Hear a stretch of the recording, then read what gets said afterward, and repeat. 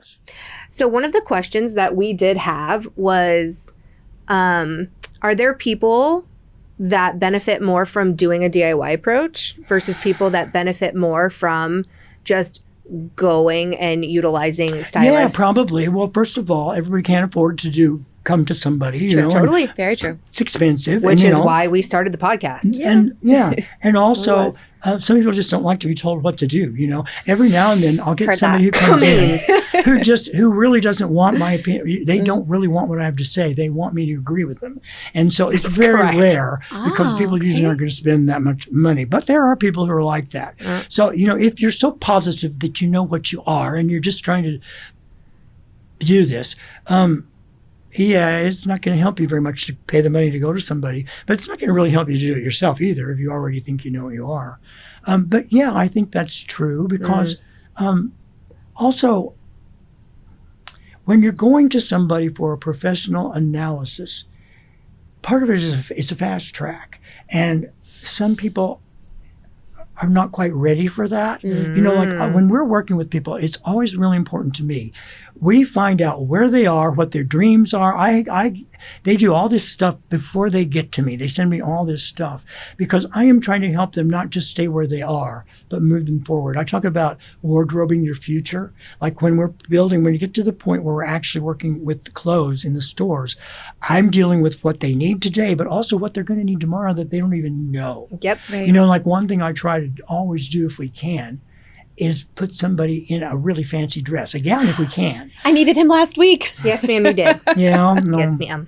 Well, because even people say, well, I don't have anywhere to wear that. I want you to see what it Doesn't feels matter. like. And also, if I can get you a $500 gown for $50 and you love it, David, buy it. Tell Put us it your in ways. your closet. Where can we get that? Oh, well, it can Saks. it can happen. Put it in your closet, and every day you'll look at it, you'll love it, and you'll find a place to wear it. But also, you see, this is why it's important for me that people connect with their dreams. And we have people do their dream. People have to send me their dream board before they come because I want to see what tickles their fancy. I want to see I want to help them remember things they've forgotten and put them in touch with that. And we ask them about their goals, and they have to write an essay about what their goals are and, you know, what they wish they could be. So there's not fantasy, but dreams. And so I'm always taking that into consideration. So it's my job to move people forward. Because one thing that happens is if you do this and it works for you, you're going to change. You are going to move forward in your life and things are going to happen. And you're going to get home. And because of what we've done, because of the time that Susan and I have spent with you, new opportunities are going to come into your life that you don't know. I know they're going to happen. I can't tell you exactly what it is, but I can tell you sort of what in the area it's going to be. And I want you to have something. I don't want a hole. I don't want you to go home and have a hole. You know, people often think when they go shopping too much about where I am today. Well, that's important. Of course it is. But you have to get beyond that or you're never going to grow. You cannot go farther than where you are. And, you know, our dreams tell us what we came to this planet to do because they put us in touch with our passion. And your dreams are always reachable to you. Totally. You know, fantasies and dreams are different. I like to say fantasies are important, but they're like mini vacations, you know, like we do something fantastical, like I'd like to be a unicorn, you know, or, you know, I don't know. Genevieve is definitely on board with that. Yeah. I would admit. Well, I think for some children, that's not necessarily a fantasy, but, whatever it is, you know, or like, you know, somebody wants to be a professional basketball player and they're 5 foot tall.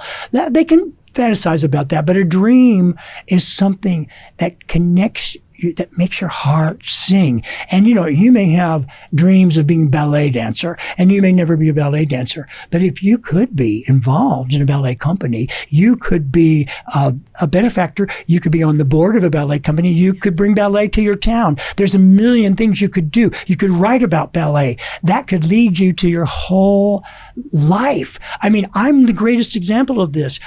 When I started doing this, there was no such thing. There was no place for me to go to be trained to do this. This came out of all the things that I had done in my life, and I just sort of followed a crazy path, and it evolved. But if I wasn't open to that, and some of it is just serendipity, but if I wasn't open to that, we wouldn't be sitting here today. Because, you know, this idea that we're told too much this is going to be your life. Do this, don't do this. That's too much of our society. And the more we get into computers, the more it is that, because everything is sort of a mathematical approach. That's very good. But, unless your dreams are in that area, then, that is a limitation because it's too prescribed, That's why the process, the joy is in the process. It's the serendipity where the magic occurs. Cool. And I do want to, that resonated with me so very deeply because that is kind of the place where I am, right? For me, style and this podcast is a way to express those dreams that I did not get to live out through that expression of my inner self. Oh, that's so that's so moving. That's beautiful. I feel like that's where the power of style can make such a big difference in people's lives. Is there are a lot of people who the lives that they live are not the lives that they dreamed, and there is so true. It's not always feasible to live the life that you dreamed, right? So that if you cannot get there, or if you are living a life, for me, as an example, right? I work in corporate America. I work in a very high stakes, busy job. And that was in no way, shape, or form my dream. Yeah. My dream was much more ephemeral. My dream was much more artistic. And so for me now, even though this is the path I chose, I still have the opportunity to express that part of myself through my clothing and through the podcast. And for people who connect with the power of style or who connect with us, that is something that they can do as well. If they don't feel like they're in a point in their life that they dreamed of being, they can still express that inner self the whole point. Through their style. That's why people do art. That's the whole point, because it's about, everything today is so much about prescribed things, and so much of it has to do with social media, and everybody's chasing this fantasy of fame and money and fortune without the soul.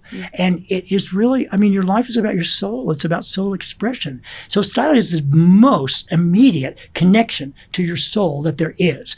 That's why when people think of it, it's just superficial, or people poo-poo it. No, absolutely not. Because it's how you connect with your reason for being here, which is your soul. That's what we're all about. Yes, we didn't come to this earth to punch a clock. We came to this earth to create whatever our dreams and our magic are. And everybody has a chance to connect to their dreams. And style is the fastest and most powerful conduit to it.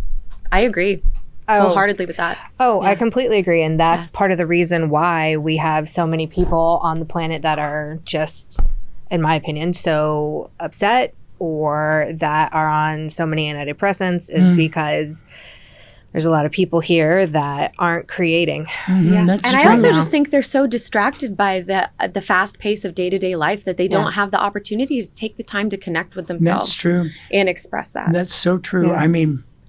All you have to do is walk down the street and see everybody buried in their phones. And, it's a hazard to walk down the street because people are running into you all the time. And they're not connected to life. They're not. That's why, social media is a wonderful thing because we wouldn't be here if it wasn't for that. But it is a very bad thing if it's a substitute for life. They call it virtual reality for a reason. It's virtual. It's not real reality. That doesn't mean it's unreal, but it's a different thing. But, you cannot substitute for real life connection with people. And for me, I love what you said about the power of style and you're connecting to your dreams. I love that you said that.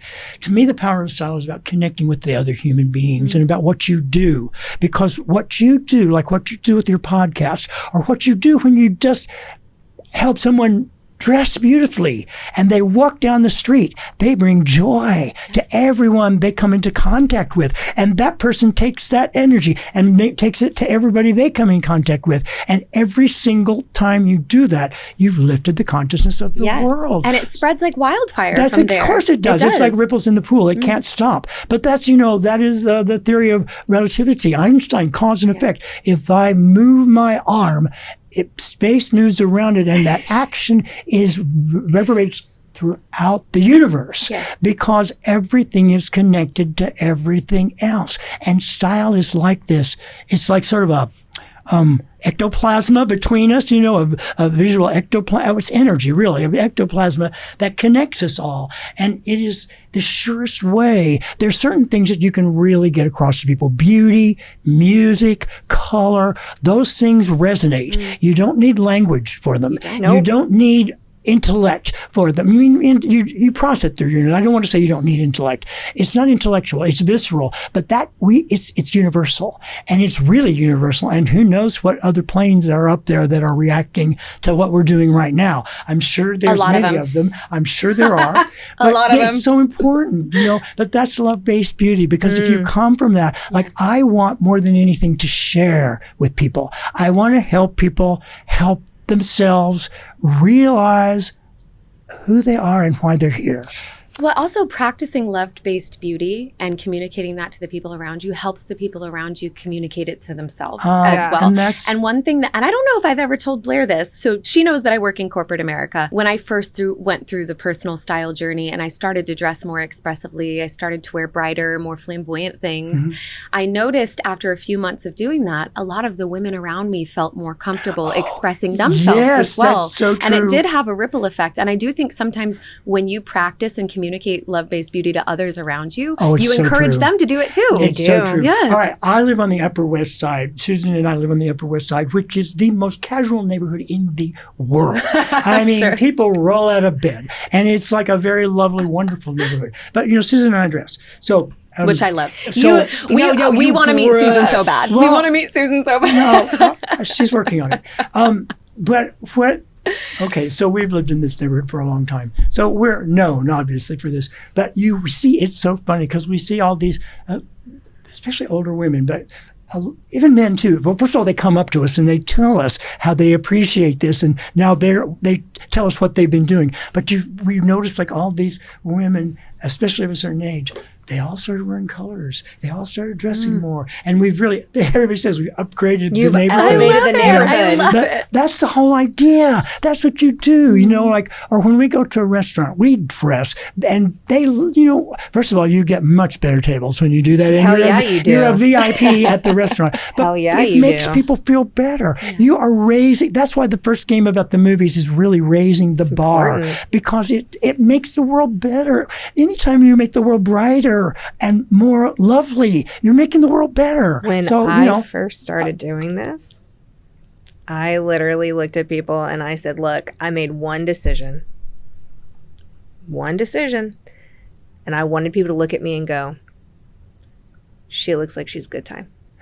She looks like she's a good time. She looks like she's fun. No, I think the pink hair speaks loudly for you. I think you've been very successful at that. So I think that's a great thought. I mean, it brings people joy. You see, like when you walk down the street and someone looks at Susan and they just, even if they don't say it, they smile. Yeah. Well, they smile. She's magical. Or you see, like, she appears magical. Well, she is. It's really true. But, it's not just her. It's other people, too. Like, I love watching little girls, like around 6, because not all of them, but a lot of them, they're really creative, and they'll pile on everything, and they have everything. We know. And where. It's so, oh, yes. Where. But we have two. So, I love it so much. And then when I'm with Susan and they see her and they look at her and they stop and they look at her, and they don't often smile. They just take it in, and I say, they're like the critic, but they're really taking it in. And I said to Susan, I've said this before, you just changed her life because that image is in her brain. And I remember, things that you see when you're a child that stay with you. And I said that you just gave her an image that obviously she's interested in, that who knows what she'll do with. But, I think, yes. You're that person for her in her mind. Yeah. Like you are the archetype for her style. Also, it just, she may not even think that. She may just go home and think, I'm going to put this on now, or I'm going to put this on, or whatever it is. It's just like exercising the creative muscle. Totally. That's what this paradigm is all about. Yep. And everybody has it. I want to say this again to all these people out there who think, well, I prefer a mathematical left brain approach. Well, that's fine. Go do coding. But this isn't going to, you're not going to get to your style because it's always going to be prescribed. It can't come from here or out there. It has to come from in here. And once you get some technique. Do whatever you want. I'm not here to tell anybody how they should or shouldn't dress. The only thing I try to help people understand is, as you get to a certain age, really leave trends behind. You're supposed to do that. So try not to carry them through after a certain age, because it's not helpful to you. I would honestly argue, though, just in general for everyone, leave trends behind. Well, Figure out what you love and what works for you. See, but you know what it is, though? There's a developmental stage in people. And, it's so interesting. When I started doing this years ago, I started noticing a lot when younger women would come in, like, I was in my 20s then. And if younger women would come in, like, up to around the age of 25, they didn't take it in the same way. And when they got in their late 20s, and definitely when they hit around 30, they took it in and it meant a whole different thing to them. And then I learned later, well, the frontal lobe of the brain is not fully developed until around the age of 25. And that is the part of us that helps us make cognitive choices, that thinks about long-range things, that understands consequences and actions go together.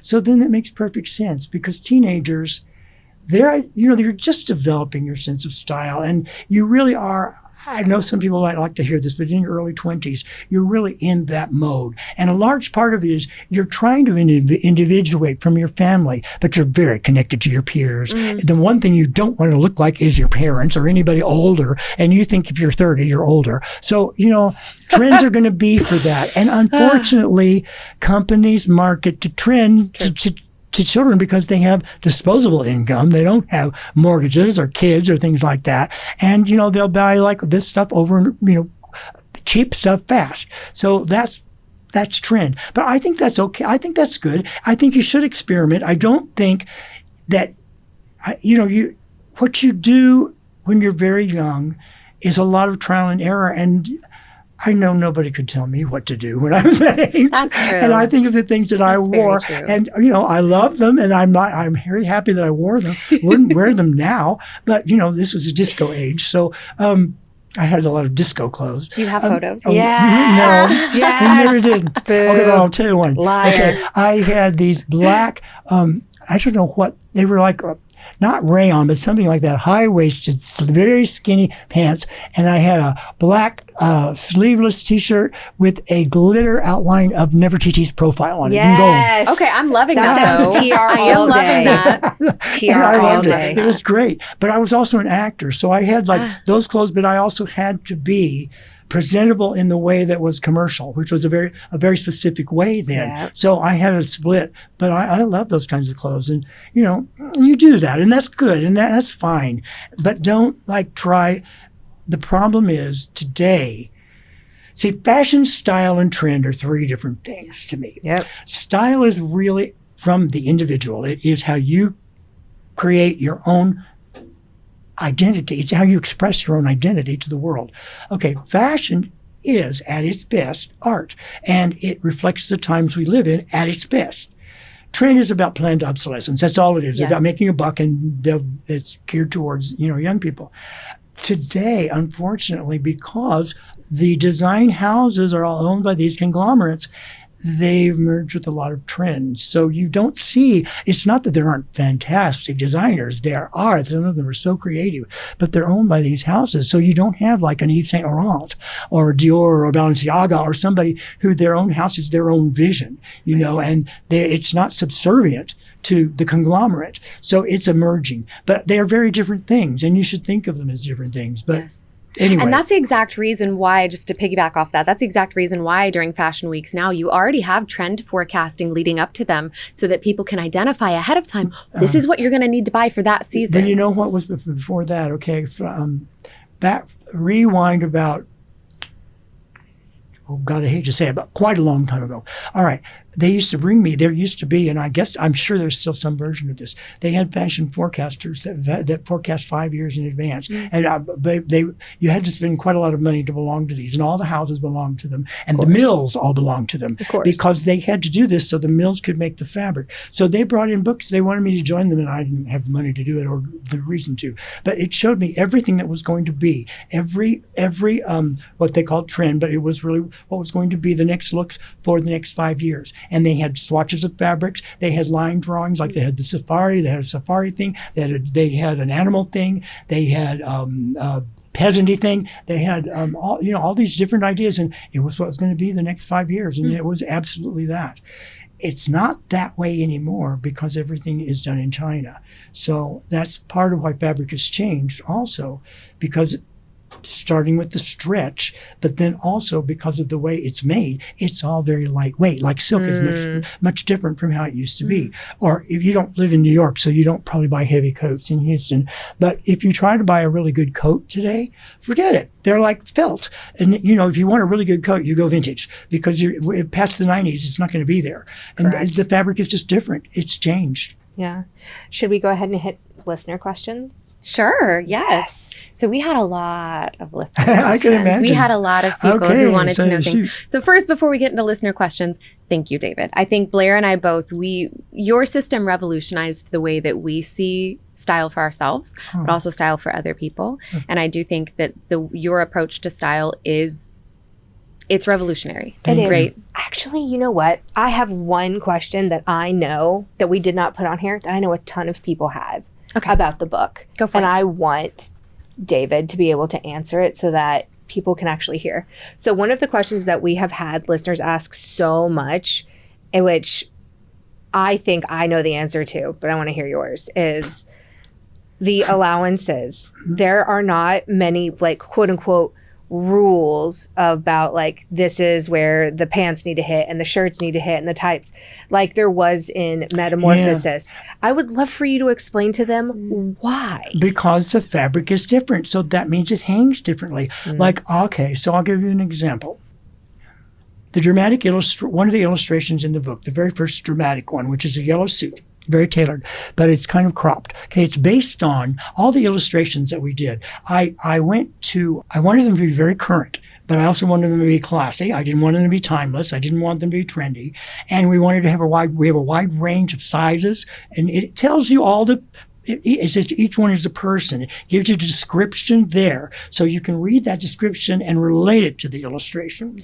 All right, so the dramatic, it's a beautiful, very tailored suit. Stunning, by the way. It's beautiful, right? Yes. It was based semi on this Italian designer that had a suit that season that I just fell in love with, and we tried to get it for the dramatic, the woman who was 80 years old, who's the actual By the model. way, we have to say, the dramatic before and after was hands down our favorite. She was just impeccable. And she would make you cry if you knew her, because she's such an amazing person, and she cried when we she talked about her ad nauseum on that episode. Oh my gosh, we were like, and do you want to know something? Yes. That's one of the cheapest outfits of the whole. What? You would never know. It all came from Zara. It looked so expensive. It all came from Zara? My gosh, it looked so expensive. Yeah. She truly, she looks like a Unrecognizable. regal queen in that photo. Unrecognizable. Oh. Continue. I'm so sorry, Blair. I love that you said that, because she's so moving. So anyway, okay. God. So the illustration. So it's cropped. You see that it's not long. Okay. Right. In the old book, I would never have told a dramatic to wear something like that. And it's sort of asymmetrical, and it had very different, in the old book, I would have never said that. And because this fabric, I even say, it's, I think, a stretch twill. I can't really remember. But the stretch of it allows it to be like that. Or on our website, we have a young girl who is a dramatic who looks a lot like Amal Clooney. And is she a she's dramatic? in a jacket. What's that? Is Amal a dramatic? I would imagine she's a soft dramatic. I don't like to could say, see it. because, Right, if right. I see them, but I would imagine that. Go George. But, well, he always had his pick. That's true. Go George. That's Yeah, but true. go George SD. Now she's in shorts, culottes shorts, and a jacket, and it looks very tailored, but it's very stretched. I could have even put it on Self Classic because of the way it's cut in. Sure. Now, you wouldn't think of that as a dramatic in the old book at all, but because the way you put it together and the way it fits on the body, that changes. So you never want to think of those individual things. It's like when people say, oh, I could never wear a long dress. Of course you can wear a long dress if it's the right one. Of course you can wear a short dress if it's the right one. Now you might not be as comfortable in it, or like this woman that we were just working with a couple of weeks ago, and we got a very expensive gown, and it was the designer who made it a long gown. Well, she's very short. Sure. She's a soft natural, and she's fluctuation with her weight. And so if we did all the way down, this particular gown was a little bit too straight. So we gave her a high-low in it, and it was the way it's cut is perfect. Mm-hmm. But I could put her in. I also bought her a full-length green flowing kind of thing that was full all the way down. And what shoes are you going to wear with it? That makes a big difference. Totally. So, or like a neckline. There's no such thing as a neckline you can or cannot wear. Tell me a neckline you think you can't wear. I'll find a dress that has it in it. Yeah. There is a thing called design integrity of a garment. Exactly. All right. And if a designer is good, if the design is good of a dress, the neckline is a part of the dress. Now, there's a lot of really bad clothes out there, too. So it doesn't mean just because it's on the rack, it's great. Correct. So, but, you don't want to think of that. Your silhouette is the thing you need to have a complementary silhouette, and forget the rest. Then, what are you dressing for? What is the context? Context is everything. What's the situation?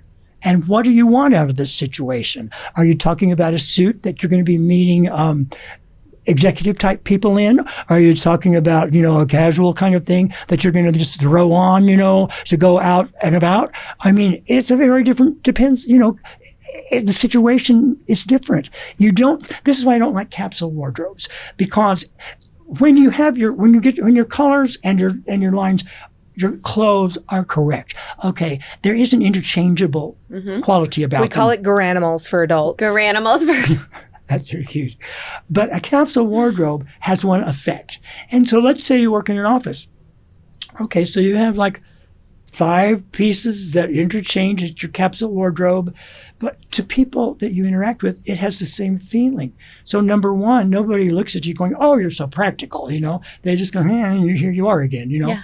Or, what happens? What happens? You're here again. Great. Well, it's an unconscious thing. Totally. Instead of, wow, Totally. we're so happy to see you each day. But what happens the day that you're called up to meet the president in the executive office or something? Yeah. And then you don't have something special to wear.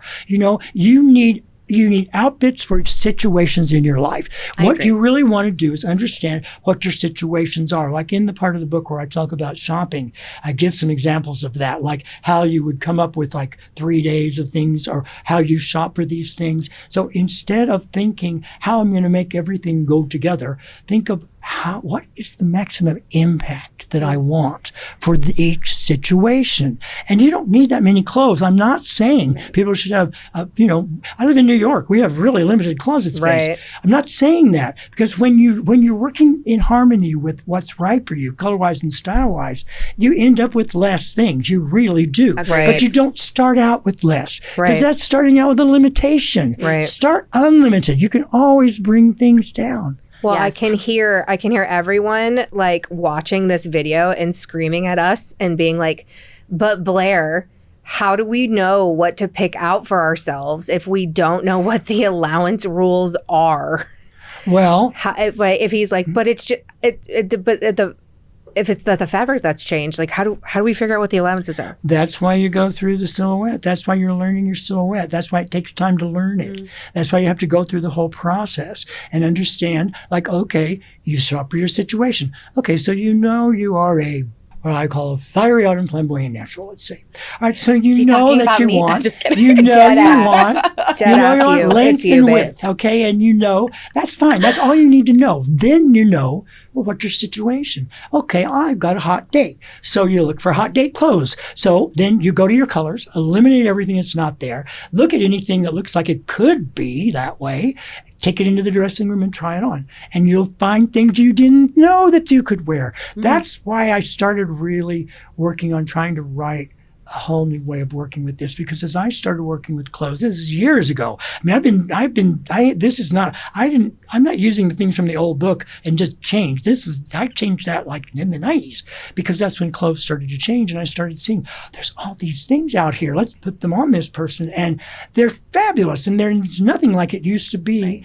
Because we have these new possibilities. Yep. So you're looking for everything possible, take it into the dressing room and give it a chance.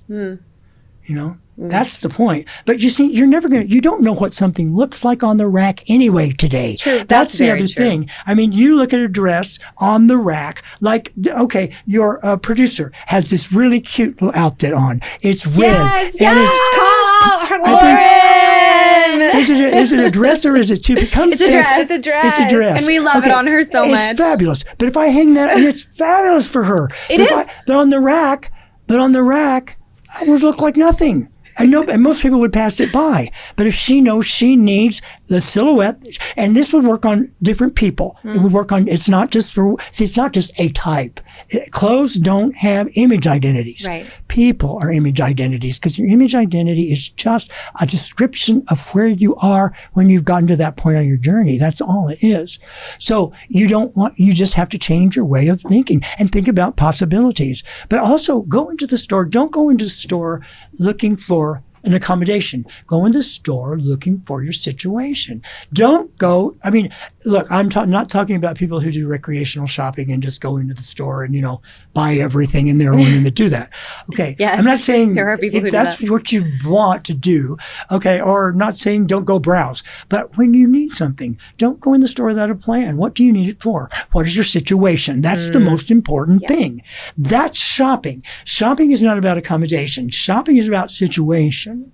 And then it's all about possibilities, and look for the magic that's there. So I think the first thing I say in the book is eliminate all the eliminate all the rhinestones, and try to be like I said. Dolly Parton said it's hard to be a diamond in a rhinestone world. Okay, so eliminate all the rhinestones. Oh, I Find the thought diamonds. you meant the one where she was like, it takes a lot of money to look this cheap. My personal favorite is, yeah, that one right there. I just love Takes a lot of money Dolly. to I look just this love cheap. everything. I love everything about But Dolly. okay, so so the first thing is you can eliminate color pretty fast. Okay, Yes, that's pretty easy agreed. to do, and you can eliminate the obvious, and then try new things, because there's going to be things. This is the point. That happens every time I take a client to shop, or I'm like, this is for you. And they're like, no. Yeah, well, It it's happened always, last night.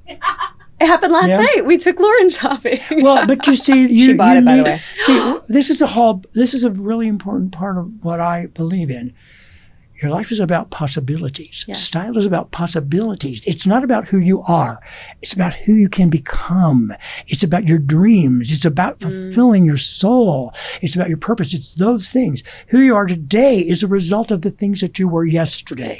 So what you're doing now is making the choices that determine what you're going to be tomorrow. That's the way it happens, And if you insist on staying in one place, well, first of all, you can't really do that. It's fake. It really is fake.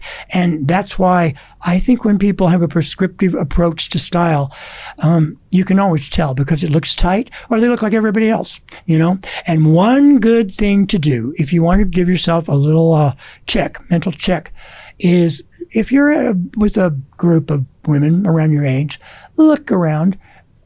Is your hair parted in the same place as everybody else? Do you have the same highlights? Are you wearing the same type of top? Are you wearing your top and jeans, the same kind of thing? Then that's not your style.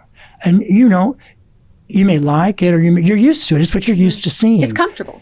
And And I don't mean comfortable as in it fits and it's comfortable. It's a comfortable place to but sit. see, another quote that I love is, change always occurs at the end of your comfort zone. Agreed. If you stay comfortable, then you're treading water. And that's how people die. They die early because that's the compression of life. It's exhausting. Treading water is exhausting. It is. You're right. It is. Possibilities. That's what you're looking for in the store. And you do have some parameters. That's why, that's why if you're long and wide, you don't look at a little dress that is a little flirty and fitted with little puffy sleeves. You can eliminate that. But anything else, try it out and understand that on the rack, things don't look the way they're going to look on your body. Nothing does. It's like makeup. You don't buy makeup by what it looks like in the container. It's not going to look that way on your face ever. It's not, because it's going to blend into the skin or not, and then it's going to blend into what you're wearing or not, and the result is going to be completely different. So you have to try these things. You don't want to try everything. I mean, that's why you go through this process, though. Yes. But I'm going to reiterate this. You don't shop for accommodations. You shop for situation. I love that. Never go into the store without a plan, because you're going to end up buying things. That's very true, actually. I mean, the last time that I went into an actual brick and mortar store, I did have a situation. But going back to what you said about possibilities and makeup, I'm going to have to retry A-Face, because the first time I tried it, it did not work very well for me. But I think it's because of the way the makeup sat on my skin. I think it was the colors that I chose. They were a little too pigmented. They were not blended out well. That's where it's the color and the application technique that make it work. It's not the colors. Oh my God, those colors, if your application isn't what I'm talking about. See, my makeup is based on a watercolor makeup technique. So it's all about blending everything together, powdering things down, and really the whole thing about the key with makeup is, with pigmentation especially, you put it on the brush and you crush all the crystals in the palm of the hand and you wipe almost everything off. So you have more of a stain than you have anything else, because it's the hint of color. I don't want people going around with colorful makeup. I want them having a touch of that color. And there's a design concept, like in the winters. The A face has a purple as the concept. The B face has sort of a smoky navy idea, and the C face has more of a pink. So Look, it's a I look hint. fire She in that looks makeup. really good in A-Face. I look She looked real really good in A-Face. I have a theory that the reason my A-Face didn't look good is because in most systems I'm a spring, but I think I'd probably be a fiery autumn in your system. Yeah. Were you using spring makeup? I was using that spring. won't. Yeah, and that wouldn't work on you. I figured. Well, it's too light. So I'll have to retry interesting. autumn It's some of the A-Face. same colors, but mixed together differently. See, makeup, the way I work with it, it's a watercolor painting on the face. So it's about how the colors blend into each other. So with the eye makeup, it's how those three colors in the liner blend together, and then you blend it together, and then how the intensity of that and the blush and the lips all go together, so that when you look at the person, you're looking at their eyes. That's the whole point. Because makeup is artifice. You have to understand something. There's no such, you don't get, I want makeup to look naturalistic, and that I don't want people to look overly made up at all. But I don't want people to pretend that they don't have makeup on. That's crazy. The minute you start painting on your face, it's artifice. So how do you do that without creating a clown look? But the way makeup is done, it's like with foundation, it's too thick. This idea of like the exact match, that's too thick. That foundation, if you're going to do an exact match to your skin, it's too thick. You should use, I should say, when I say you should, I should say I feel. All right, I don't want to dictate to anyone. I feel you should use a water base, and it really needs to be hopefully a little lighter than the skin, but you just use a tiny little bit of it. It's there just to make everything blend together. That's really what it's for. Otherwise, you're creating a mask. Most makeup is based on coverage and color. So you cover over and color on top. But that's painting a face on top of a face. So what that does in my book is it creates a barrier between you and me. It's a mask. I don't want that. I want it to reveal you. I want it to polish you, but to reveal you. So it's all based on the skin tone, and then it's based on how the colors work together, but then coordinating it with the clothes, because you're not a face walking around. What you have on. And like if you're in autumn, all right, you have a beautiful ivory in your palette. You have tomato red. You also have chocolate brown. You need different makeup for those three things. You can't expect one thing to work with everything.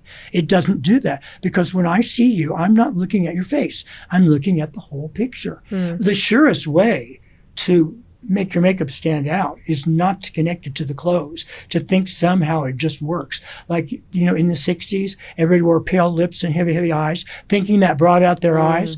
But what you saw were light lips walking down the street. That's all you saw. Comes out of balance. Unhinged. It did look unhinged. Well, see, a lot of it too is, we're sold all these things, and in a magazine, or in the movies or whatever, you've got all this lighting. I can make anybody look anything in a magazine. You've got lighting and everything. You can do whatever that's why they do that, Our poor actresses, in the movies, their hair, it's a wonder that actresses have any hair left. Right. The way they diet for everything, I mean, it's just the way it is, though. But back to what we were talking about, really, because you were talking about possibilities. Yes. All right. I think possibilities are everything. I agree. Listener questions. Now, what are the possibilities we get some listener questions answered? Okay. Okay. I know. See, you just tell me to shut up. Oh, I keep talking. David. No, we love it. You have We such would a never tell beautiful- David Kibbe. You're such Oh, a beautiful it'll be fine. perspective. You're crazy. Believe me, I'm used to hearing it. So one of the biggest questions that we have gotten, and I don't know how comfortable you are answering this one. You can also plead the fifth. You can also plead the fifth on this Okay. one if you would like, but we have had a lot of people ask this.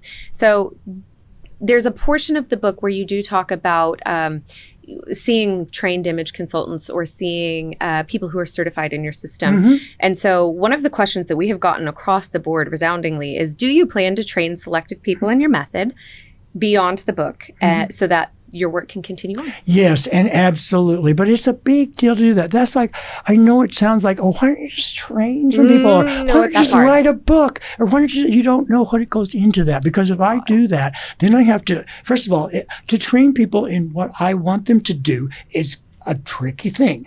All right. It requires the preparation on my part, but it also requires the right people, and it requires them being willing to do what they need to do. And then it requires, well, what is my connection with them in the future? Because if I certify people and let them go on their own, how do I keep track of them, or do I not keep track of them? And what does that mean for me? See, being me is a weird thing, because whatever I say, this is why I used to not understand this, so I wasn't really careful about certain things I would say.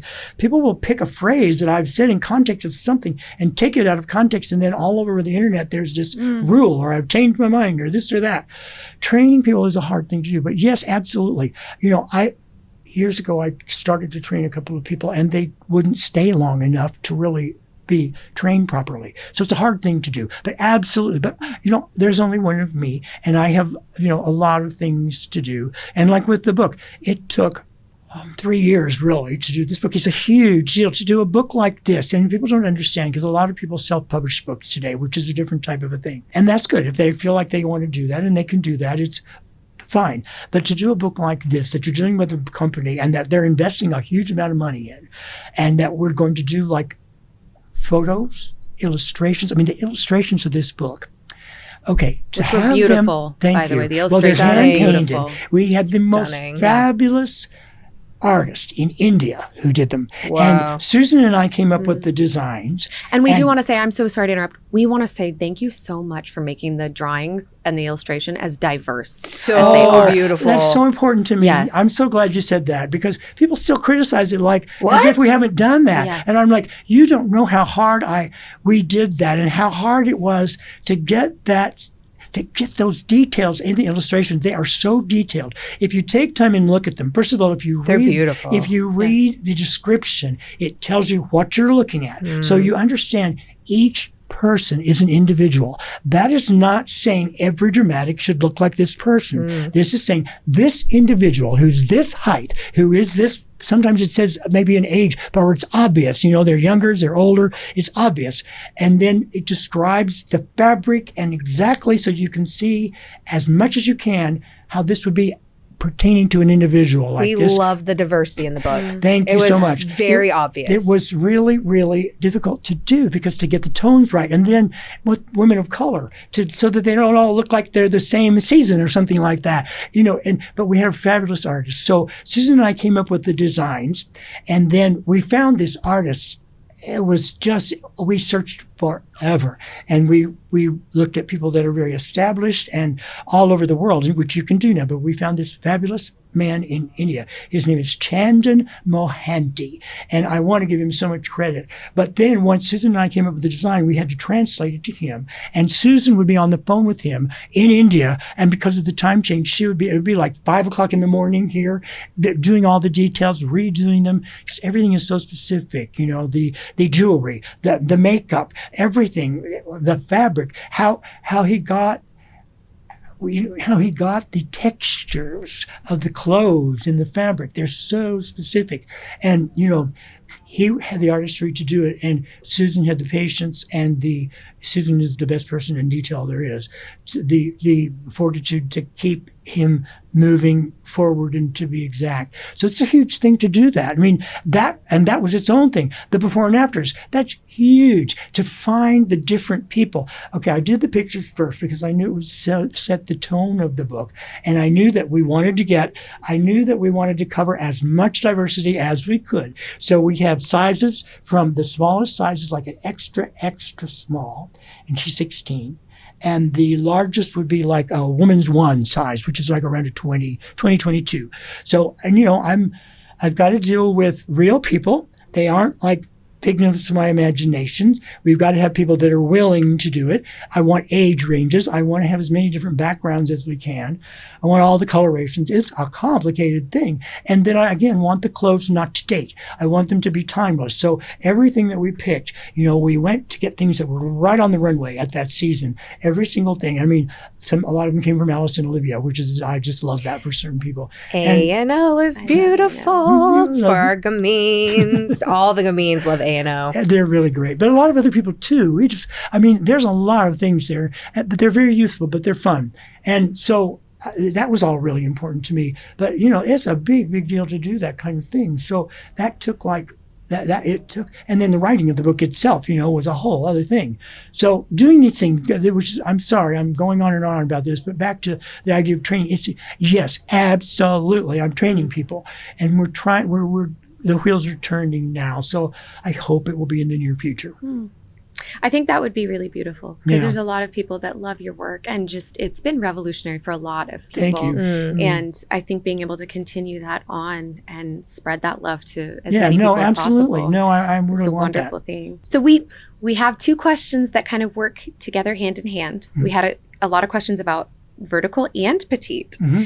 So one of the questions that we get frequently is if you have somebody who is right around 5'6", say they're 1 centimeter below 5'6", is it something that they should assume that they have vertical, or do they need to play and really figure it out? I would say we're writing a book, okay? And now a book is as specific as it can be without being personalized to the point of I'm looking at you telling you this. So I would just say use it. 5'6" is the cutoff. You could still be vertical if you're under 5'6", no question about that. Yes, but if agreed. you're close, if you're 5'6", consider it. If you're under it, you're asking, do you have to be vertical if you're slightly under 5'6"? Is that what you're really asking? I think the question is, why did you make the decision for 5'6"? And if somebody because at that is point super it's automatic. close, okay. Because it has to be.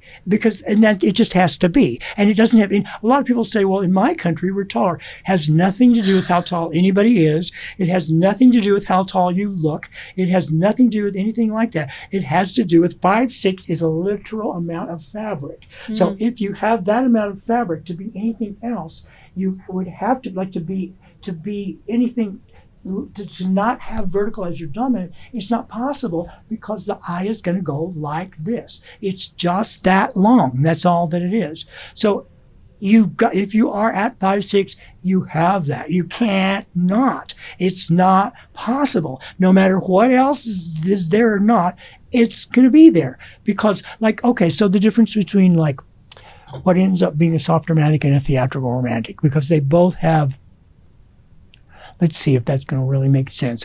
Don't worry, somebody asked about it. Somebody did ask about SD and TR. Yes. Well, it's the yin-yang balance, which is more dominant.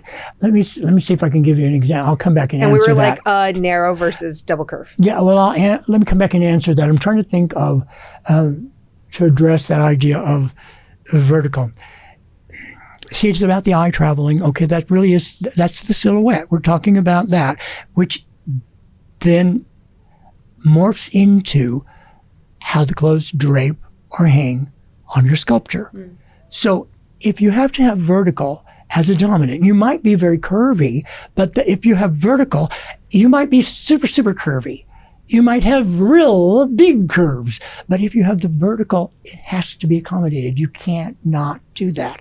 Because if you're 5'6" and you're all that curved, if I put you in clothes that are just curvy without the vertical, they're going to be smaller and you're going to look like we stuffed you into these things. And you're going to look like you've got these little set-in sleeves and you're going to go all squishy. Instead of you have a sweep and you have the drape. So I think, see, that goes back to the prejudice and preconceptions. People have this, a lot of women have this idea that they're not feminine if they don't highlight their curves. And if their curves aren't their dominant thing, but it's ingrained. I mean, we shouldn't judge people for that. We should just say, no. We're all conditioned to see that. There's a better way. And your beauty comes from you have those curves, but you have this drama of the vertical line. If you're a rectangle, you get jumpsuits. No. It is your job to wear the jumpsuit. You have to. Just think of it as 5'6" is automatic vertical. And then other than that, it's not, but it could be. So Perfect. If it's a little less than that, don't assume it. Don't assume it. Got it. The next question on. Hold on. Wait. At the beginning, did you say there's a third book coming? No. Oh. In your mind? No. In your mind. No, I thought I heard you say that I thought I heard you say we're writing a book. No. I said in the writing of the book. In the writing of the book. In the writing. I was like, wait, hold on. You got real excited there for a sec. Yeah, I was like, what? So on the opposite. Right now I need a rest from writing. I can understand that. I'm sure the production of writing this book was a lot, just emotionally, physically. Books are not ha-has. No, they're not ha-has. Yeah. On the opposite end of the spectrum, so we have a lot of people who are curious for more information on how you see petite. It's compact. All right. So it's everything that you see, but compact, put in a compact form. And I know it's tricky. It's harder. It's the hardest one. Because, and then it leans into the yin yang balance, which is a combination of opposites. So it's the easiest one to see in a personality on someone because they have this personality. And, and a lot of them are very obvious, but it's the hardest one to look at in the drawings, but it means everything is compressed. That's the best way of looking at it. So if you do that drawing, and the best way is to look at the difference in where you see the drawings with the dots, see where the petite is and where the balance is, and see the difference. And when you look at your drawing, then you look at the difference, because the balance means parity between the segments of the body, particularly the shoulders and the hip bone. So if there's parity there, if it's very even, then that is balance. So a petite is not going to have that balance. They're going to usually be more elongated in there, or they're going to be more curved in there, rather than the balance. And that will lean us into then what becomes the yin-yang balance of the flamboyant gamine or the soft gamine, extra yin or extra yang. But like you will see an elongation in the middle, or you will see more curve in the middle. The best way is to compare it to the balance. That's the best way. Okay.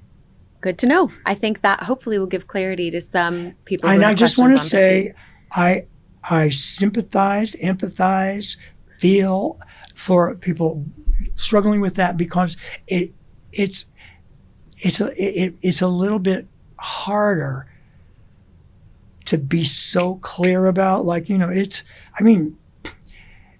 It should be really clear if someone just sees the difference between narrow or curve. That should be pretty clear, or vertical and curve. That should be fairly clear on the drawings, because it's pretty obvious. But petite is harder to see on the drawings. It is.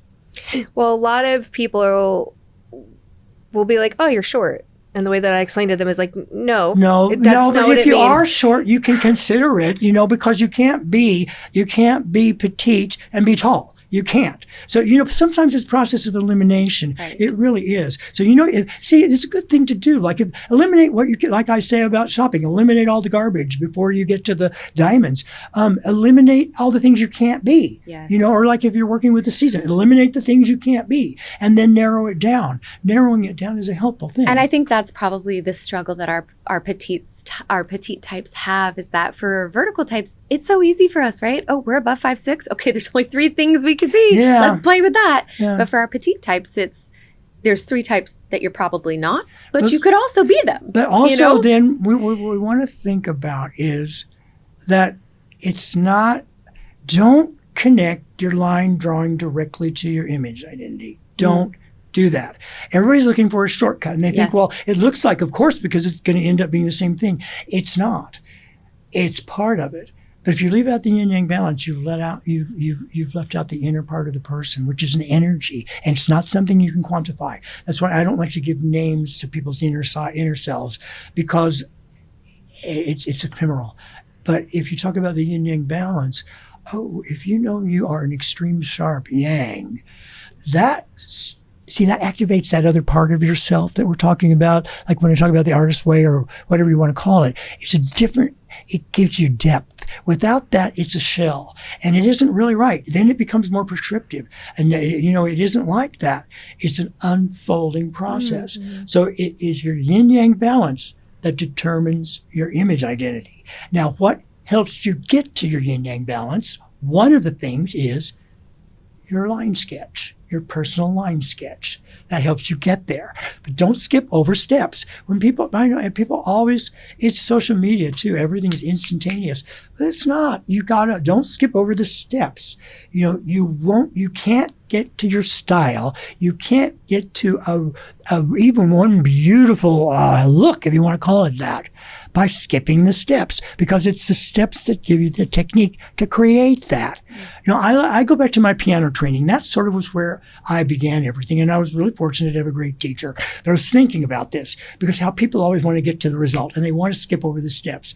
Like one of the pieces that I played in competition was a Bach Prelude and Fugue, and it is notorious for being difficult for the fourth finger. Now, the fourth finger is the weakest of the fingers. So to be able to do certain things, you do all these finger exercises for years before you do pieces. Well, my teacher would never have let me work on this piece until I had done years of these exercises that exercise the fourth finger.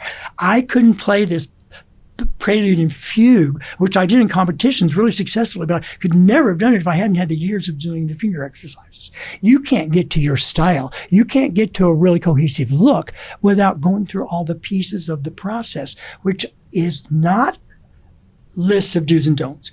It's all these things of unfolding about you. You have to get over your prejudices and preconceptions to get to your possibilities. Like if you were dead set, okay, so let's say you're a flamboyant natural. If you're dead set in your mind that you have to be a romantic because you grew up with Marilyn Monroe and you have to be that, then you're going to do everything you can to be that. And, there are lots of women who do dress that way and bleach their hair, and some of them, do it better than others, but it's never you, and there's this whole other you that was inhibited by this prejudice and preconception that you had. So you can't get to authenticity until you understand what's holding you back. And this is everything. It's everything. This is one of the hugest things online. People go crazy over certain words. Okay, if you go crazy over a word, it's not the word's issue. It's a you issue. It's your issue. Yes. And I say that without judgment. That's not a blaming thing. Lovingly, but yes. if you have an issue about width and it makes you crazy, what's that about? You've got to do the internal work. You have to find out what that's about. And you may decide never ever to wear clothes that look right on you. That's your choice. That is your choice. Sorry, you don't want to look like a supermodel. Well, some people don't. I mean, that's your choice. I'm not here to tell you what you should or shouldn't do. But if you don't look at that, at least look at that and understand, even just if it's intellectually understanding, that's your issue. That's not the issue of the system that needs change because you have a problem with that word. Okay, that's why I wrote all these words that I have seen over the years on social media that people go crazy over, flesh, And when I wrote that, my editor said, "Oh, does anybody like that word?" I said, "No, probably not." But that's a good thing to know because we all have flesh on our bodies. And it all sits on us differently. What are you going to do with it? What are you going to do about it? I mean, it's not telling you what you should or shouldn't do, but it's letting you know what's holding you back. We have 8 minutes left. 8 minutes. Oh boy. Okay, it seems like about 5 minutes that we've been talking. One more question from the listener questions, and hopefully we can answer this one very quickly. I know you've covered this a little bit in the past, but we have had a lot of people ask why the pure types were removed. I know you've said you either lean one way or another, but I would love to hear because they're not types. That's why. Oh, yes. Okay, the five archetypes are archetypes. They're not people. All right? The image identities are inspired by the archetypes through the process of the yin and the yang. So when you go through the yin and the yang, you can't possibly have those except for the two extremes, which are the romantic and the classic, because that's where everything is based on yin and yang, which is the combination of opposites that connect. Okay, so there's no such thing as types. So there are none. See, in the old book, I was developing the system and I was morphing it from, when I started years ago, I started at the very beginning what was called Color Me Beautiful, which was the sort of revolutionized color theory. Very familiar. It wasn't, she didn't create the theory, but she made it known. And so in the very beginning of that, I started with that. And so they had this thing called clothing personality, which came based on a lot of the old rules, but giving people something to work with that we could try to help bring their uniqueness into the landscape that was there, which was these rigid rules. So I developed it for them, and I started changing it because it was still based underneath it on the illusion of symmetry. So I started changing it. And so I was working with that. And as I developed through the years, I developed more of the yin and the yang as the basis for all of this. And it became what's called image identity, which is completely different. It has a completely different purpose. The clothing personality is really about taking finite things that are there and trying to give you a way to put your personality into it. Image identity is not that at all. Image identity is about how do we just give you a tool to focus what we learn as we go through this process. So as it morphed and yin and yang became the real basis of it, that's when it had to change. It had to be, because you cannot have so-called pure yin and yang. There's no such thing. There is no such thing. There's no such thing on the yin-yang scale for that. It doesn't exist. So you can't be. And the only other place, there are the extremes yin and yang. And when we talk about line, we do talk about balance, which it would be more to the center, but nobody is symmetrical. So that can't possibly exist. But there are people that are the extremes. The whole concept technically is based on the yin-yang balance. So the yin-yang balance is the idea that there are extreme opposites in nature, but they are essential to each other to make a whole. Like we could not understand tall if we didn't understand short. We would have no concept of light if we didn't understand dark.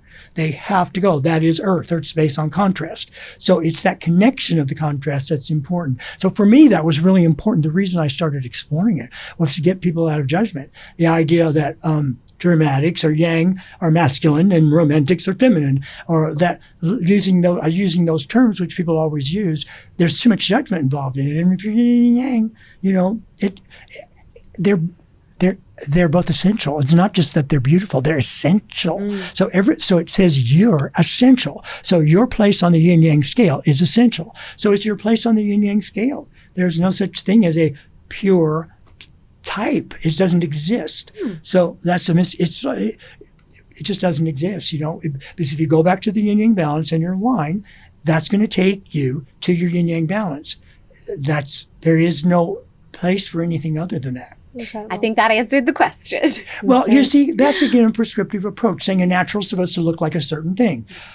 Never before, in my view, it was just a way of focusing you. And certainly not today. Natural can look like whatever version of flamboyant natural, a soft natural can look like whatever she wants to look like, as long as she learns to work in harmony with what she is as an individual about her physicality, her dreams, her purpose, all of those things.